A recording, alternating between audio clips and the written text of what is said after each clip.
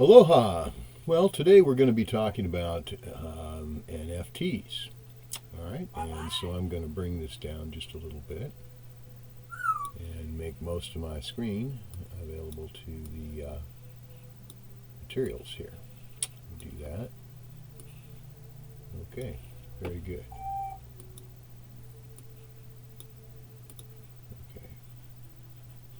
All right, so we have a few things going there, and okay.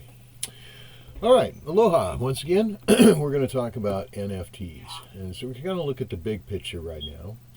And so this is, first and foremost, we need to talk about what is an NFT, non-fungible token, and what's the difference between an NFT and cryptocurrency, for example.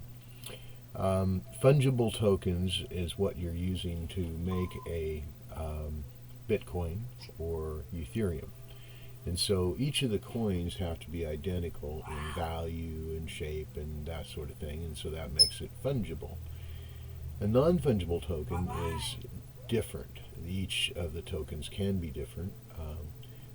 The tokens that are produced could be produced one at a time or a group at a time. So let's take another look here to kind of help you visually to understand. And so fungible tokens, you can see Bitcoin and even your air miles, gold, dollars. These are things that are fungible. They're fixed.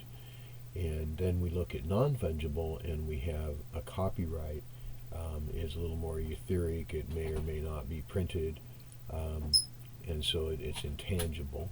CryptoKitties, artwork, a car, even the deed to your property. These are all things that can be considered non-fungible. Okay, and so an NFT represents these non-fungibles. Now the problem is that an NFT that represents a copyright has a completely different value than an NFT that represents the Mona Lisa or a car. And so this is why it's substantially different than a Bitcoin, which is cryptocurrency, and i.e. again a fungible. So you can see Bitcoin is up there under fungibles. All right, so just another little table here we can look at. And I don't make these graphics, and I'm just explaining them for you and to help you understand how this all works. All right, so again, a dollar is equal to a dollar every time, right? A Bitcoin is equal to another Bitcoin every time. A Ethereum is equal to another Ethereum every time. But a doggy is different. Even if it's the same breed, they're not the same. And so therefore, they're not fungible. Here's another good example. So CryptoKitties, you may have heard of, or football, or the recently sold $70 million piece of art, Banksy and these guys. Kings of Lion is an album. Basketball trading cards. These are all non-fungible. They're all NFT tokens. Okay, so here's another breakdown. We'll get this nailed down to what is and isn't. So again, the dollar, the Bitcoin, Ethereum. And then, of course, CryptoKitties, art and property, cars, that sort of thing. Okay? And so I hope by now that you've got a pretty clear picture. We'll go one more section here. This is just to kind of give us an idea of what's involved. There's a great deal of money moving around on this. So let's take a look here. The first band to release an album as NFT made $2.6 million in sales, selling it as an NFT.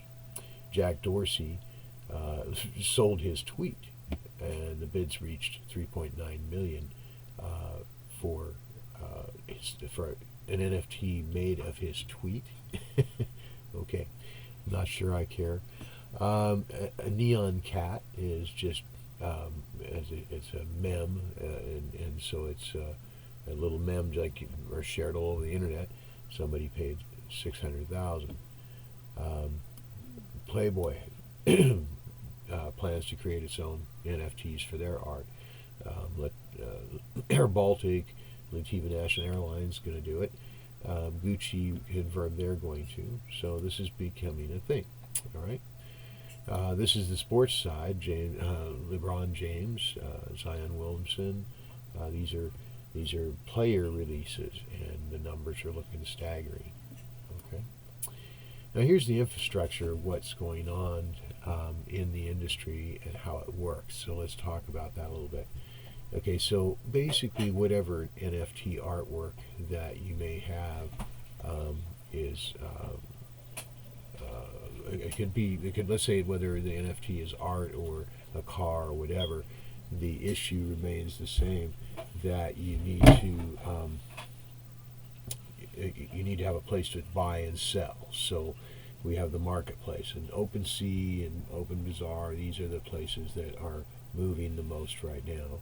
And so then we look at the infrastructure, and that's places that you can create an NFT. And of course, hold on one moment here. Okay, there we go. Okay, and then there's the games. For example, we have a game, and we started by creating the game around the idea of doing NFTs. So we'll look at that marketplace, and you see quite a few different games and things, collectibles that are coming out around the concept of an NFT. So this makes up the so-called ecosystem as it stands right now, place to sell it.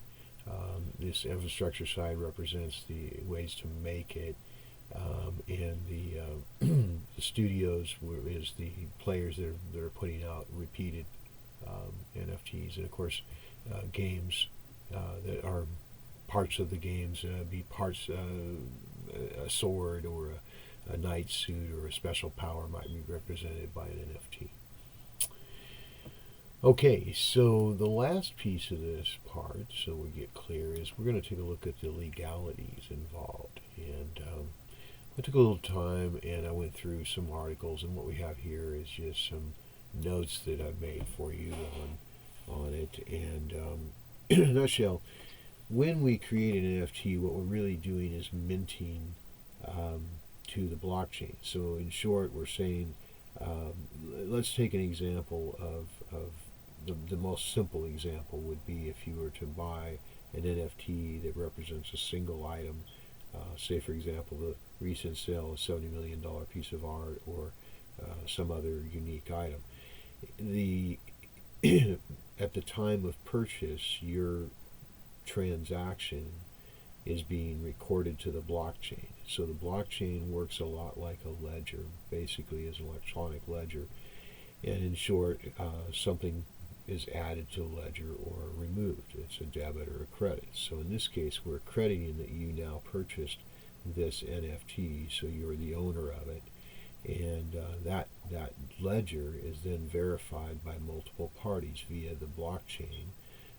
Other computers agree that this happened, and there's a lot of technicality back there that you don't really need to know, but it comes down to the idea that instead of this being a single ledger, we think about the gangster movies and things, and they got double ledgers. One they show the tax man, and the other they don't.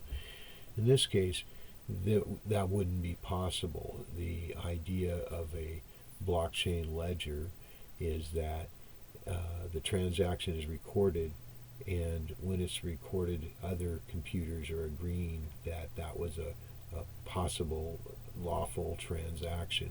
And once that's done, that can't really be changed without a great deal of expense. And so therefore it's protected by the fact that all of these computers agreed and locked that transaction in. And that's all you really need to understand about what's going on with the blockchain ledger part of this. And so all we're really doing is we're taking that and we're writing information into this chain, approving that information by multiple parties so that it can't be changed. And then that is your proof of whatever the transaction was. And the thing you need to understand is that the transaction itself may be recorded, but this is like the titles to something. Say it was the titles to your home. We would, in the pre-blockchain world, we would take the title.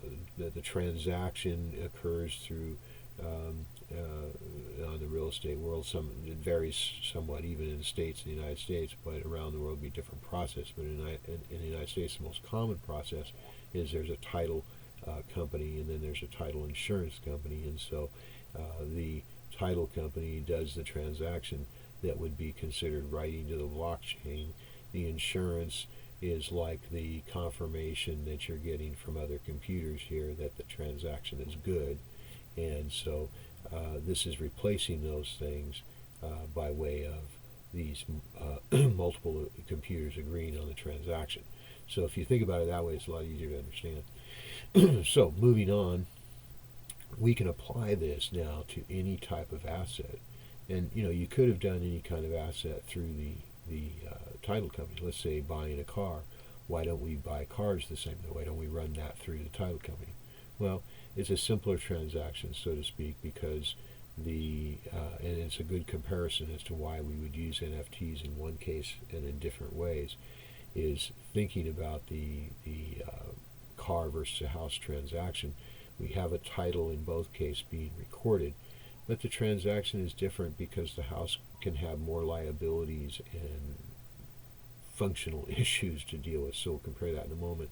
The car generally is going to be a question of, is there a loan on it? And so the title will record loans, but it doesn't record, say, warranties, for example. It should, but it doesn't.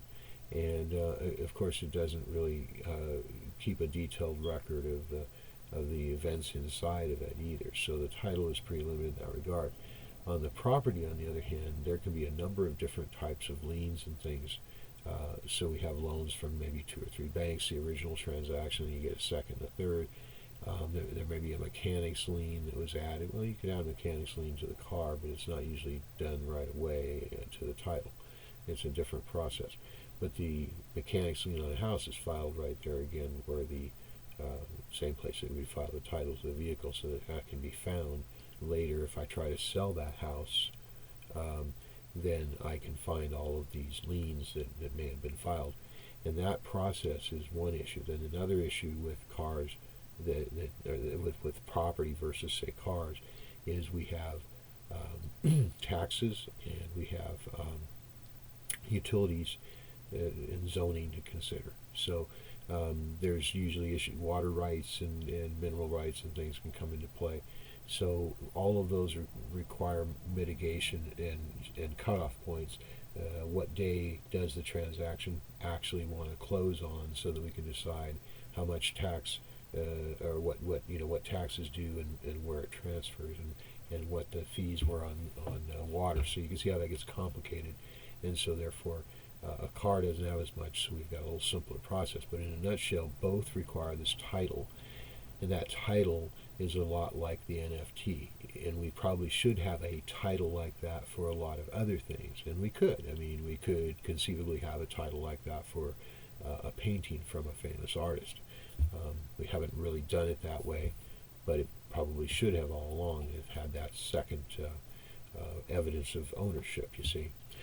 And that's what this is going to do, actually, is over the years you're going to see this proliferation of NFTs being adapted to represent most anything, actually. You may, the transfer of a watch, because that watch could have value, the transfer of artwork, of course, but jewelry pieces, even clothing. Some of the women's dresses are thousands of dollars, so why wouldn't I NFT it, So in short, anywhere we might think of the value of having a title to something is a good place to adapt and use the NFT. Give me a second here. So that's the big view. But on the downside, there are some questions because of this. For example, let's say that the NFT represents a painting, okay? And so this painting, a famous artist painted it, and we want to prove that we own it. And so this is written to the blockchain. Now the problem is that at the origin point of a painting, there are a bundle of rights, and you need to understand that when you're buying anything that's represented by an NFT or title of any kind, that there's a so-called bundle of rights. And so with the art, the bundle of rights includes the idea of the actual physical possession of the original. That's one of the rights. Another right is the right to make reproductions of it and sell those, so that would be the right to reproduce, right?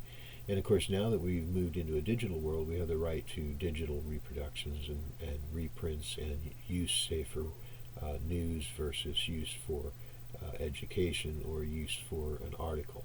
And so all of these things come up to various rights. When you buy an NFT, generally speaking, you buy an NFT that represents this painting. You're not buying anything more than the painting. You're not necessarily getting any of the other rights. You own the physical painting.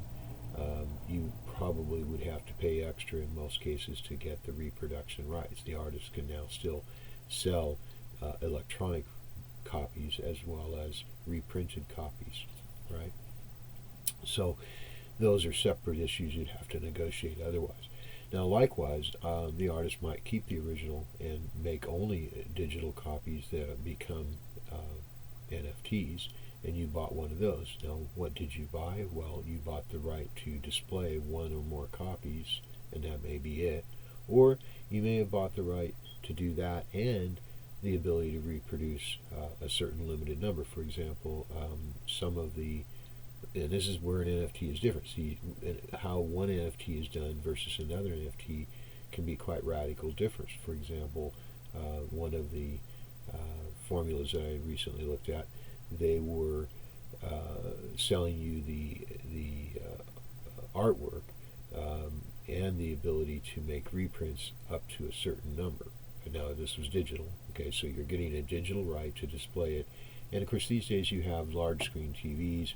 And you have picture size displays, like wall picture size displays that you can put this art on. And so, digital versus painted. I mean, you can show changing images of your collection that way. You see, so the world's changing, and so are the uses. But in any event, this particular license was saying that you have the right to display it, and so you can display it all over your home indefinitely, and you had the right to reproduce up to, I believe, 100,000 copies, and that was the limit of your commercial reproduction. You could make and sell 100,000 copies, which I thought was an interesting value, because now you have to take a look at that and say, well, how much can I sell a copy for? And I'm allowed to sell 100,000, and what's it going to take me to sell it?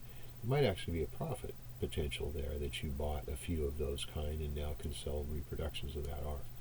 So an NFT, as you see, can be quite variable. For example, let's take and go the other way and say we apply the NFT to real estate.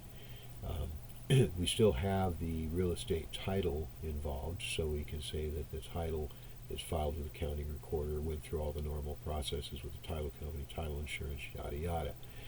But let's actually go back and wind the clock back just a little bit. Not that many years back, but maybe news to some of the younger generation, there was a common practice of selling a square inch of land. I should dig it up. I've got some titles for that sort of thing. And essentially you bought 1 square inch of some property somewhere, and a popular would be Hawaii, for example. And so you can say, I own a square inch of Hawaii. And it's actually a valid ownership, but it's all very limited. But this would have been a type of NFT, still could be.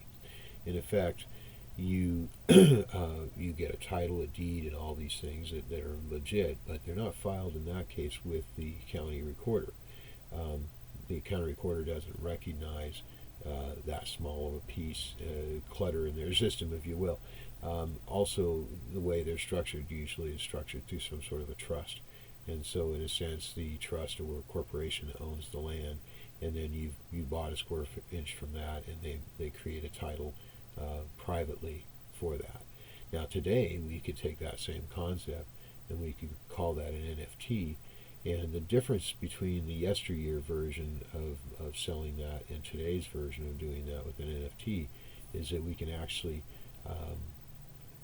get a more recognized value. We can put it into marketplaces, as you saw back up here where we're looking at the infrastructure. If we made an NFT, we can put it on these marketplaces here, OpenSea, OpenBazaar, so on. And if we do that, then there's buyers they're looking for that, and because it's an NFT, they're interested. It's kind of a phenomenon in a way. But in a nutshell, the NFT is allowing us to extract the value out of anything. So if we were to do this property this way, we could say, for example, take heck, we could take the White House and do that.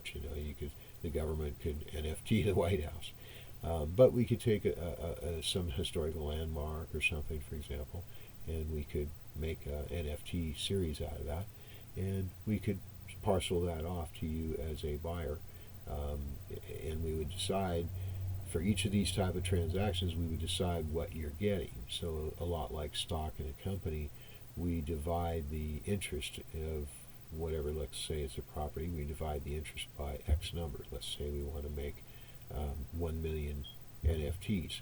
So we would take the property and say we've divided the interest ownership of that property by 1 million. You would then buy one or more of these NFTs and say you own 1 or 10 or a million millionths of it, which would be the whole thing, right? And so in a nutshell, in order to buy the whole thing, you'd have to buy all 1 million of them. So initially, let's say you bought 100, then you kept buying 100, 100, eventually you could own the whole thing. But short of that, all you own is that fractional, which could be as small as 1/1 millionth of the property. But it's still a valid ownership, right? So we're going to see even a lot of what we think of as everyday investments and the transfers of properties and things change quite a bit, because we're going to see them represented by NFTs. There's a certain logic and grace to that. And the idea of transferring is going to get, even though the NFT is unique, it's possible to transfer that through the same blockchain wallets and things as other as cryptocurrency, for example.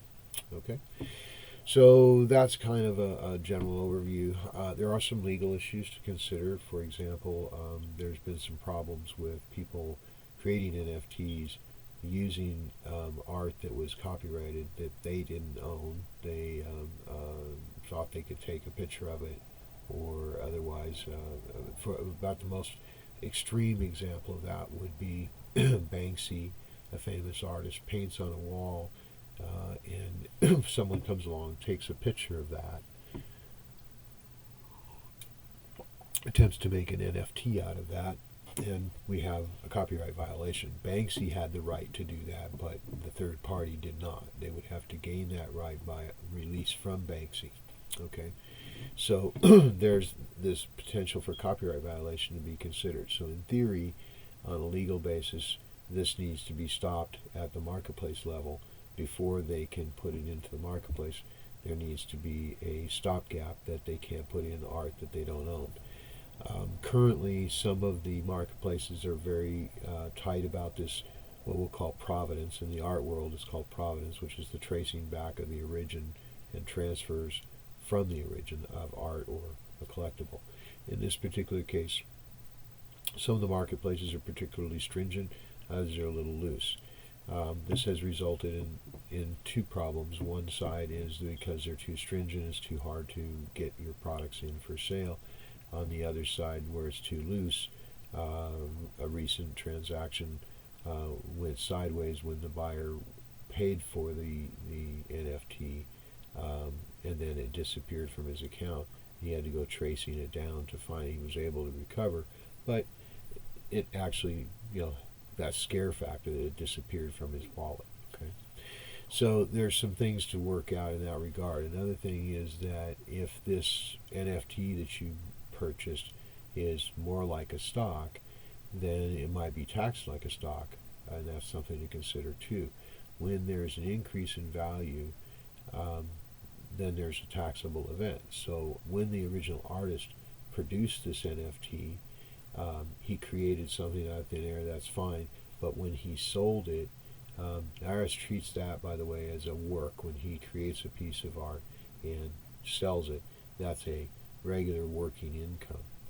When you buy that NFT from him and then sell it to a third party, now it has changed its status from a working income to a capital gains income, because of there's a certain change in nature there that occurred when you bought it from the artist. Okay, so how things are taxed is important here. An NFT that goes up in value is going to be taxed accordingly. If you're not the creator of this NFT and it goes up in value, then you'll be taxed as a capital gain. Okay, which means that you could use it, the capital gain, in the same realms along with any other capital gains or losses you have. So you need to talk to your accountant about that in order to how to handle that. Now, when you're creating the NFTs, be careful there that you're clear. Again, did you create the NFT, the art underneath the NFT? In which case, then it's a work income, so it's ordinary income to you. Or did you acquire the asset that this represented by the NFT, i.e., I bought a piece of art and then I made an NFT of that and sold it. Now that would be, we moved it from ordinary income over to capital gains. Okay. Anyway, these things matter as you make more and more money. How these things are done. Capital gains can save you a great deal of money. For example, if you were based in, say, Wyoming, then you would have no state income tax, and the only income tax you would pay would be federal. So until things, current change in presidency is changing things, but you had been able to be at 21% maximum capital gains. So that would mean that because you had no state, being in Wyoming, that you'd be able to get away with paying only 21% on the capital gains you made on the NFT. So you can see where that would be a very extreme advantage.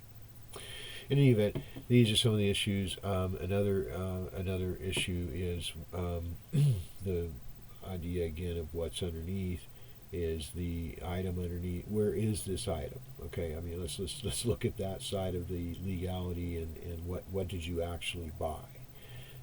Again, I said that it can be applied to anything, and so what if you bought a boat? Okay, let's say that you bought part of a boat through an NFT. So 15 guys got together and decided to split the cost of this boat. So we turned it into an NFT. Everybody owns a piece of that via owning one of the 15 NFTs. That could be done. All right, so we can see that boat, we can go get aboard that boat, but ultimately there's going to be some issues that have to do with this that would have to be done otherwise. For example, there's going to be maintenance for the boat, there's going to be storage. Is it kept at a marina, and is there a dock fee to be considered? Someone's going to have to take care of those things. But once you take aside that, we can see, touch, and feel this boat. But what about the electronic art? I bought an electronic image, right, a GIF or a JPEG, and a CryptoKitty, right? Where is this mythical CryptoKitty? Well, there's a file that represents that, and so the file it could be a text, probably an image file, probably a JPEG, and there may be an associated information text file. This one or more files makes up what you bought. Where is that? Okay, so there's one of the other issues that's coming to play. Let's say that is kept at the creator's server. Okay, fine. So this artist created it. He puts it on his server. You go buy an NFT which represents it, so you get a URL to the server. At that point, what do you do? Okay, well, you fail to download it and keep a backup. You just know that you have this, and so there's your collection. The problem is, what if that server goes down? You've lost that image. Okay. So this is the problem on a legal level and otherwise. We have to ask this question: where is what I bought kept? So another thing that's come about because of this is the question of how are we going to solve that issue, that if this creator or the place that otherwise sold me the item that was represented by this NFT, if that agency or entity disappears, where's the file going to reside? Where is it gone, or is there some plan or backup or whatever involved? So that's another legal issue to consider that tracks to the value again, because if it's potentially floating out there and lost, well, then what value does it have, right? So as this industry continues to grow, there's going to be questions along these lines that are going to be dealt with. And I mentioned earlier there was a question regarding the idea of how it's seen in taxes, but also there's the question of securities. If we use this in a way where the NFT, let's say that we used it to represent the same way shares do an interest in our company. This is crossing a line, okay? You could do it and potentially get away with it, but the fact is that it can be seen that you're crossing this line and intentionally trying to get around the laws that apply to selling stocks and shares in companies. And so that would be an issue. Doing it to a house somehow seems less of an issue. You see that, but because of the way the houses work, it seems that they're going to probably allow that much longer. But these are some issues that are bouncing up against Securities and Exchange, the SEC, and real estate commissions are going to have to deal with it potentially at some point too. But essentially, there's that fine line. Where is it? Where is the NFT differ and is okay compared to the stock? The stock is required to be registered and detailed, and there's all these explanations and formulas and projections and things that you get to look at. But with this NFT, maybe nothing, and so I don't get any of that information, so I'm not protecting the buyer, and that's what the SEC is all about, and why it's a question as to where the future will take us. So in the future, there may well be a clear and defining line that the IRS and the SEC and other agencies put out that helps us to clarify. But for now, a little caution needs to be taken, and you should apply good logic to the basic idea that you're not trying to get around another system like the stock system for companies. If you're trying to get around that, then you're trying to get around that, and they're going to see it that way as a legal issue. Okay. So I hope that some of these things help and clear it up. And now let's move back to what would we do with it. Let's say that you're a company and you'd like to, and I'm going to right back on this topic. Let's say that you're a company and you need to raise some money for your company. You need to expand, and so you can use an extra $1 million. How can you use an NFT to do that? It's an interesting question because, and right now there's a unique opportunity to do that on several levels. But let's just start with the most basic ideas that are legal and will remain legal without an issue with the SEC, for example. In other words, let's not try to get around the stock sales system and create a situation where the SEC is concerned. I'd rather not see anybody even try that on a grander scale, because they're giving the SEC a reason to jump in and regulate too much. And the last thing we want is unnecessary regulations on anything that businesses do, okay? So this NFT right now, used correctly, could become a financing vehicle for businesses. So let's talk about how that could happen. Now, rather than tying it to your stock, let's be very, very careful about this. Rather than tying it to your stock, how about tying it to something else? Let's back up here and let's take a look here. Did you notice that this was considered fungible? Air miles. And yet non-fungible, all these other things. So let's take a look at copyright. Copyright's an interesting item. Many businesses have a great deal of copyright. And also IP.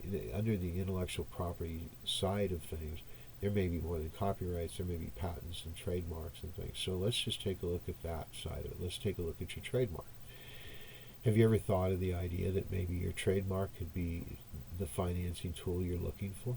Well, what if we were to create an NFT that represents a share in your trademark?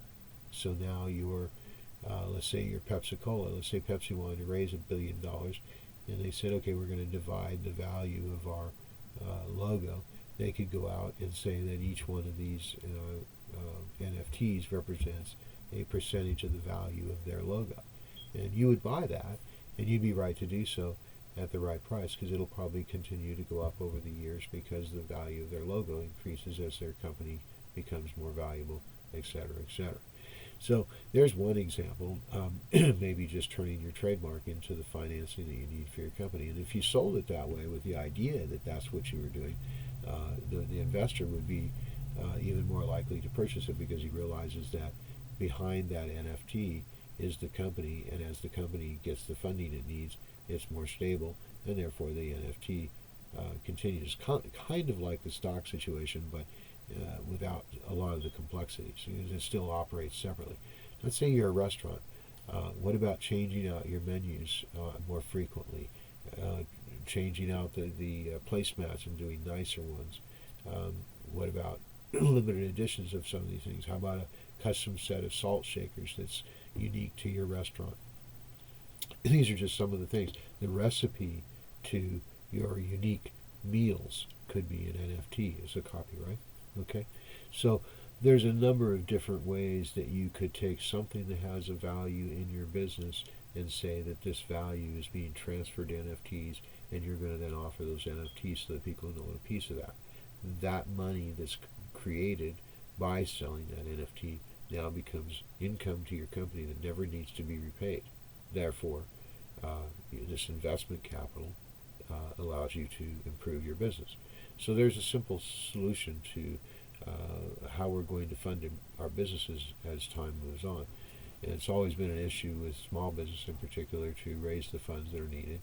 And this is a way to do that, is to go ahead and use the non-fungible token and create it around something that you have as a part of your business. And again, the recipe, or it could be that you're an architect, so you've designed the plans for a certain property that could say a condominium complex that could be resold. So therefore, those plans are worth something. And there's also, other angles along that line too. Perhaps you breed orchids, and so you breed a brand new orchid, and now the breed is represented by an NFT. It can, you can see where the flexibility of this is quite vast. So hopefully I've brought you, full circle to understand a little bit more about how this works. The only thing I didn't really explain in depth is the really highly technical part underneath all this. There's different kinds of, let's see if I can show now a couple of things here. I wanted to show, let's see, where is that, right here? Okay, well, it's on the other one. Alright, so we'll leave that here.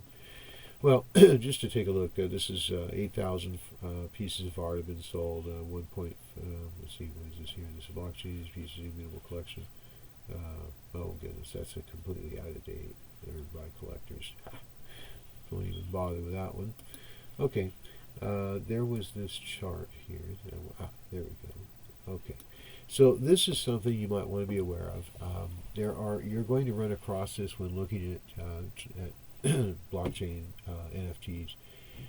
And currently there are some other strategies. We're using a different strategy for ours, but these are the most common strategies, using this ERC 721 and ERC 1155.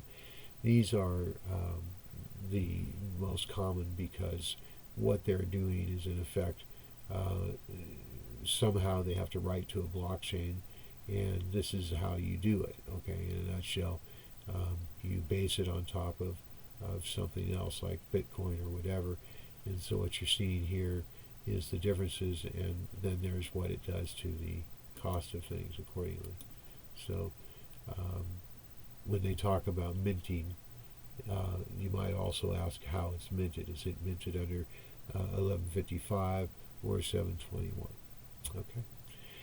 That about covers it. I think I've given a full circle on the value of NFTs and how they work, and what you might be able to do with them. And so at this point, I'm going to close this meeting down.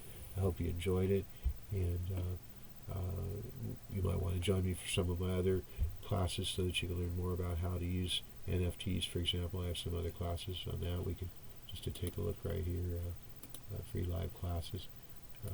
There'll be, you want to take a look here at the big list. So here's some NFT classes that we'll be going over in the future. Okay, so I hope I was educational to you and helpful. Have an awesome day. Aloha.